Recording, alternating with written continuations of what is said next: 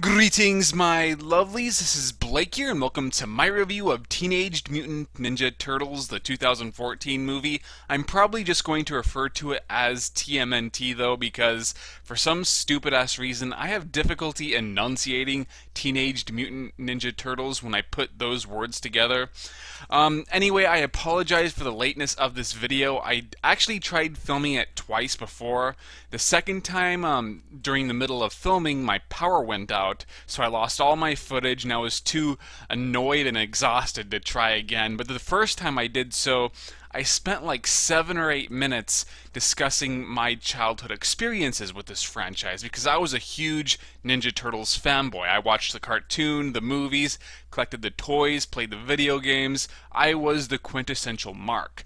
But it ultimately amounted to being nothing more than a phase, much like Power Rangers, where I loved it as a kid, but I have no real desire to revisit the franchise as an adult, whereas with at least Godzilla, every once in a while I'll still check out a Godzilla movie.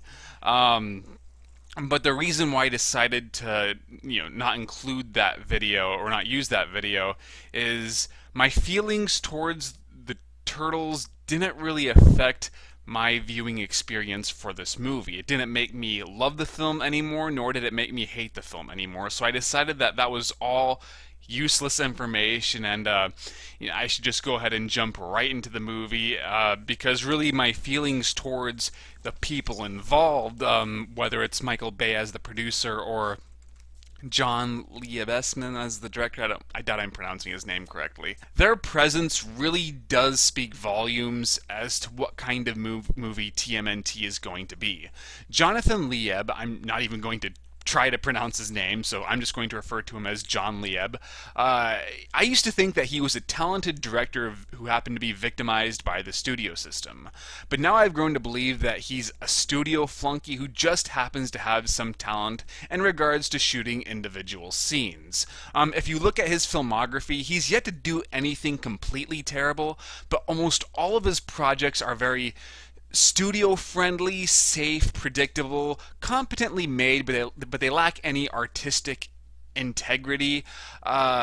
So, films like Wrath of the Titans and Battle Los Angeles more or less represent his entire body of work. I'm sure you can get, his films done on schedule, and they usually make for some easy on the eyes trailers. In fact, I believe Battle Los Angeles had one of the coolest trailers of all time, but he's yet to make anything exceptional. So at the absolute best, his presence indicates that TMNT will be mediocre. And of course, Michael Bay, his name needs no introduction. The sad thing with him is, unlike John Lieb, I think Michael Bay is a talented director who unfortunately is more interested in making money than he is in producing quality films. So he's the quintessential sellout of Hollywood. His presence tells me that TMNT is going to be more interested in selling merchandise than it is in being a good movie. Now, the writers is where things get weird. Two of the writers are primarily known for penning Mission Impossible 4 Ghost Protocol, which I thought was a phenomenal action thriller, so their involvement should give me hope. Right? Well, maybe if I'd known that they were attached. I feel like such a douchebag hypocrite considering how I want to be a professional screenwriter myself, but I never usually bother looking up who wrote the film unless I recognize the name, which I usually don't. But in this case, I only knew of John Lieb and Michael Bay's involvement. There's also a third writer who's primarily known for doing Snow White and the Huntsman, which was just but he also wrote Killing Season, which I thought was flawed but also underrated. It was pretty heavily panned when it came out, if memory serves. But I thought there was some ambition within that screenplay, and I thought the dialogue was pretty good too. So with 3 talented writers, you'd think that would be something, in the favor for this movie. Unfortunately, it totally backfires and ends up making TMNT look even worse. But like I said, that didn't really affect me going into the film because I didn't really know who the writers were. But what really I think was the nail in the coffin that suggested that this movie was going to be a piece of shit was the trailer. I thought the special effects looked awful, the turtles looked disgustingly terrible, and the attempts at being funny usually just annoyed me, and yet I'd see that same preview over and over again. The only cool part of the previews was when Shredder reveals his mecha suit and he does that thing where, he has one blade come out of both arms and then suddenly does it again and like 6 blades are now out. That was pretty badass, but otherwise I thought the trailers just looked shitty. Before I start destroying this movie, I want to emphasize that I am not a snooty critic. I do not require great acting performances or strong screenplays in order to enjoy a movie, especially in regards to summer blockbusters, which are going to stress spectacle over substance, and I think that's perfectly okay. I have enjoyed lots of stupid shit in my lifetime. In fact, earlier this summer, I was surprised at how much I liked Transformers 4, even though I was not a fan of the first 3 movies. It represents everything I despise about modern day cinema, and it's not a good movie by any stretch of the imagination, but I still had some fun with it. So I just wanted to point that out so you know that I am the kind of person who will defend TMNT just because, I'm perfectly cool with watching dumb action films. So why aren't I defending TMNT? Why do I think that it's the worst film of this summer and that it's going to be in my worst films list of 2014? Well, remember how I said how the presence of 3 talented writers ultimately backfired? Well, it's not so much that it backfired on the movie as much as the movie backfired on them. Based on this screenplay alone, you would never guess that these 3 writers had any talent or skill whatsoever. This has to be the sloppiest, messiest, and laziest script to come out in 2014. Now, I might say TMNT as a whole is superior to The Legend of Hercules because it's at least competently filmed, and I'd say as a whole it's superior to I, Frankenstein because at least it's not so colorless and can be argued as being a very lively film, so it's not quite as dull. But in terms of the writing, it's just unforgivably terrible. And I think the problems with the script are only magnified because these writers could do so much better. It just makes the flaws stand out so much more. Whereas if Aaron Kruger wrote this, it wouldn't have been as big of a deal because we know Aaron Kruger is, a talentless hack.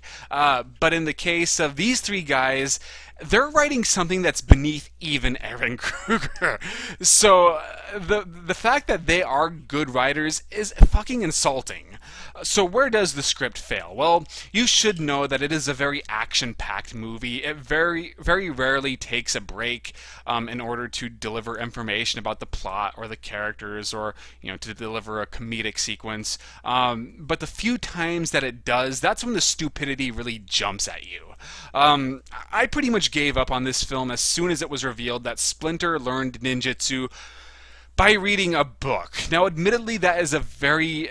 That flaw has divided audiences between people who think it's just as stupid as I do and people who think that the detractors are lingering on it way too much, that yeah, it might be a little dumb, but it's not that much more retarded than, previous backstories of the Turtles lore, where it's been revealed that he was a human ninja turned rat, or that he watched people practicing kung fu or ninjutsu and he learned just by mimicking their movements.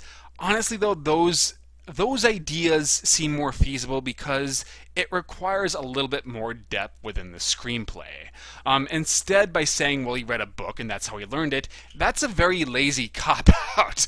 And to me, it just represents the film's laziness. But that's not even the worst offender. The worst offender, I think, for me, might be Splinter knowing everything there is to know about Shredder, despite the fact that In this movie, they have no history together. Shredder has no idea who the Turtles and Splinter are until he's told that it's a giant rat and Turtles, doing all of this to him. They should have no real knowledge of Splint or of Shredder.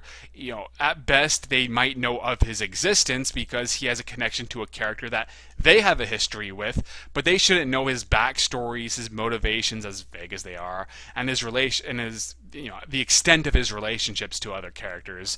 But the problem is that the writers, they did not want to think up of a good way to explain all of this information. They don't give any indication as to how Splinter would know any of this. They just know that they have to get this exposition out there, and so they go ahead and put it in Splinter's mouth, even if it does make no sense.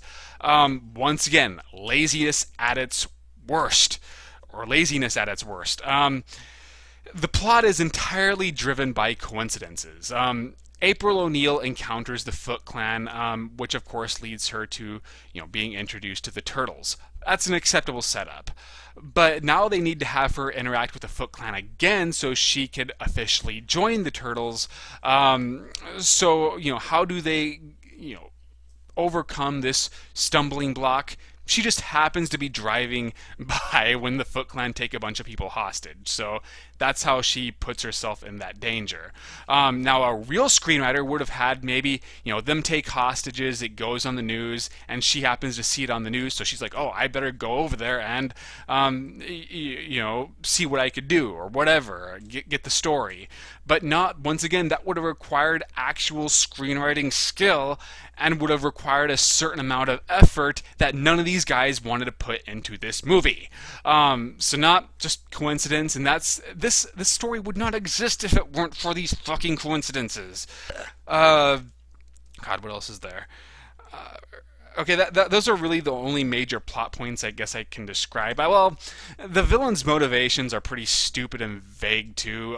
One guy, he wants to unleash a chemical virus upon a city, but because of the experiments that he and April O'Neil's father performed on the Turtles, when they were babies, they have the cure within them, so he has to capture the Turtles, extract the cure from their DNA, and his plan is he plans on distributing that cure, but for a price, so he'd be super rich even though he's already super rich. Those are always weak motivations, by the way. But they almost treat him as if he's the main villain, even though it should be Shredder. Shredder's only reason for doing any of this, besides being a straight-up evil character, is he says the city will then be ours. He does not elaborate. You don't know how or what he means by this. Is he just going to continue ruling in the shadows behind this other character? Is he plan on officially stepping out and saying, hey, this city is mine now? I'm pretty sure the government wouldn't care for that. But that's all you know about his plans, so that's just, once again, if to actually elaborate would have required effort that the writers weren't willing to put into it. Either that or maybe it was all left on the editing room floor, in which the editor would deserve the blame, but I don't know. So all I could tell you is what I see on screen, and I'm willing to blame the writers for that until I hear otherwise. April O'Neil is a stupid fucking character. So she has a flash on her phone that she continuously uses, even though she knows she has to know she's going to get caught. It's just going to draw their attention to her, which you presume she doesn't want to do. The first time she does it, she takes a picture of Shredder's second in command. So I'm like, shouldn't you be turning that off? Because at least it is a very well-lit scene. The lights are on. You shouldn't need that flash, but I guess it's only there to provide some tension as this character now notices April, and you presume something bad's going to happen until the Turtles rescue her. Still stupid. But then she does it again when she encounters the Turtles. She takes a picture, and that's what you see in the preview. So it's like, is this woman fucking stupid? She's supposed to be a journalist. We're supposed to take her seriously as an intelligent, smart woman who would succeed as a reporter if she was given a chance, which she hasn't been. But honestly, I'm agreeing with her boss. April O'Neil is just coming across as very incompetent. And then, of course, she wants to print this story, even though she has no evidence of it. But then she actually does get a picture of the turtles, but for some reason doesn't show it to her boss. Instead, she presents all this circumstantial, vague evidence that, if we didn't know that the turtles existed based on what we've seen, we would totally agree with her boss and how she treats April O'Neil as a nutcase. That picture should be the first fucking thing you present. But our heroine, ladies and gentlemen, and she seems to be the real protagonist over the turtles, by the way. So I did not like that character. Very poorly written. Megan Fox's acting is just not very good. I actually think she's underrated in that she's passable, but she also knows how to utilize her sex appeal very well. To me, that goes deeper than just being a pretty face. The main lead actresses from Transformers 3 and 4, they're just pretty faces. But Megan Fox, she knows what kind of looks to give the camera. She has a personality. She has a certain degree of charisma, and none of that is on display here. Instead, she looks very confused. She conveys some of the weirdest emotions.